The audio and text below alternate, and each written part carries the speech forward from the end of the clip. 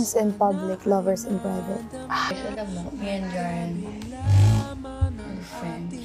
Kamusta na kayo? Opo, also very good friends with Fiang. Masarap sa feeling na akala nila friends. Pero, Jaren is one of my close friends. Wala akong gusto kay Jaren. Jarlet! Bakit hindi mo sinasabi? Kalimutan na ilayang... sige, magkasalita ako dito. Tama na. Gusto si Fiang dito? Opo, yeah, I was. Napanood mo ba yun? Opo. Nanood siya. Nanood ka? Opo. Ano ba? Maya at dyan ay gabi, ang oras natin at aking hapunan ay iyong umagahan.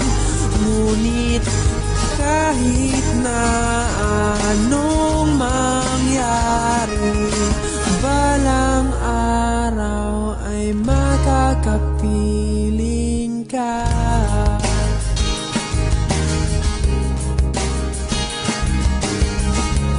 Ano yun?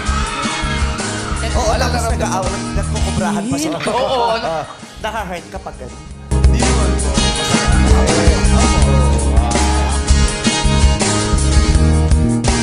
Hihintayin kita kahit nasaan ka pa, di ako mawawala. Kahit na may dumating pa, dito lang ako iibig sa iyo. Hanggat nandyan ka pa, hanggat wala ka pang iba, dito ay Hindi ko papaalam sa'yo na crush kita. Gusto ko una kang umamin sa akin. Ganon ako. Baga, tropa lang. Ganon, hindi mo malalaman na crush kita. So wala akong reaction, nonchalant ako. Kanino ka kay Fiang?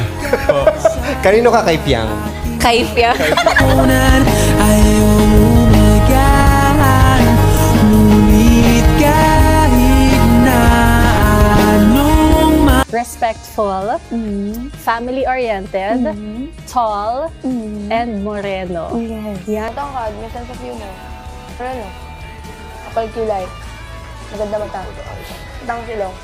Patuloy. Perfect. Jar Fiang na gumagawa ng mga theories in their head. Pero syempre nga, hindi...